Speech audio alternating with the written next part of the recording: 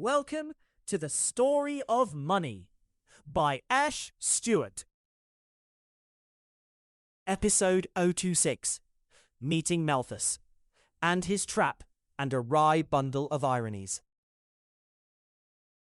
You might have heard of the Malthusian Trap in some TV program, say as part of a solemn, strokey-beard pronouncement by an expert on a panel of very wise-looking, sagely nodding, experts.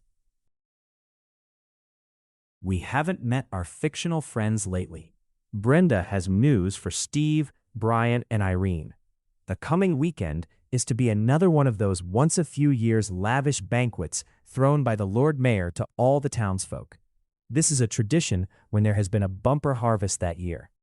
Steve's first to exult. He's like, "Yes, this is great. Simple guy alert." And then Bryan's like, "Wait. So this banquet only happens when we have a surplus harvest, not if we just break even, or worse?" Perceptive fella, him. Brenda confirms, yes, this year we have a surplus of 200 bushels. They'll be put to good use for the banquet. Thax girl is back.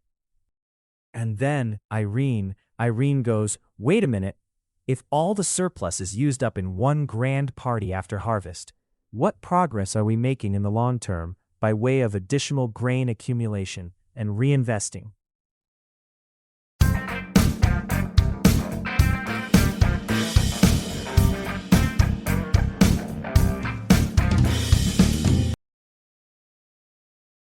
Oh, what's the point?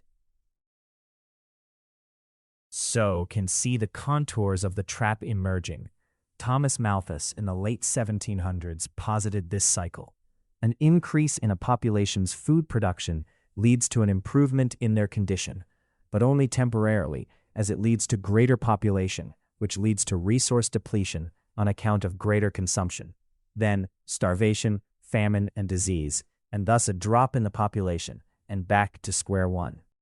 In other words, suggesting that prosperity would always cancel itself out, and human lot can never really be improved beyond some sort of a subsistence common denominator.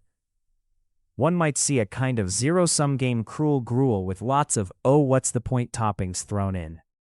Being an Anglican cleric, he explained this suffering as ordained by God to impose virtuous behavior.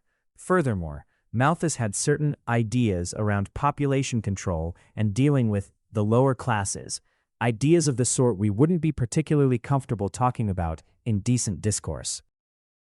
So, was Malthus right at all?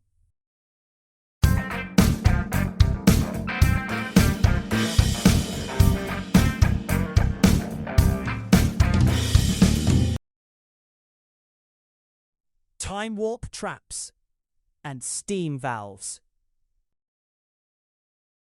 I think, by now, the answer is fairly clear to us. I mean, some of the initial observation holds true, that an increase in production leads to an increase in population. Among others, I've discussed the effects of this swing in Tech C36 and Tech C40, where I discussed the effects of it against the great rise in population in the first centuries after the first millennium, and then its drastic fall closer to the mid-millennium.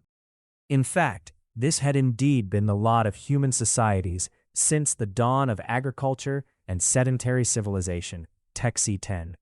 But the funny thing is, by the time Malthus was writing this, the Industrial Revolution was picking up steam in Britain. Steam puns intended. Oh yes. Making his observations obsolete in his own country first, and then further afield. This is because the sudden increase in technological output the Industrial Revolution wrought for the first time ever in history gave humanity the escape velocity to overcome that trap. Realization that there were such drastic changes afoot was gaining ground in the late 1700s, notable mention being Adam Smith's description of the emerging system in his landmark book, published 2 decades before Malthus's. So, can we say Malthus was trapped in a trap of his own making? There are other ironies too. As I hinted, Malthus insisted on adverse effects on the population, and thus his controversial ideas such as preventive checks. It has been the case in the ensuing centuries, and especially over the last 100 years or so, that industrial-grade development and prosperity has in fact ushered in a fall in population rates, not just in the traditional West, but in almost all parts of the world, to the point that there are many voices now talking about the dangers of depopulation. I don't want to go into those arguments here, but the demographic changes in this direction have been factually documented. Currently just the birth rate, but in the foreseeable future, the actual numbers predicted to drop as well. What would Malthus say if provided with these statistics in our time?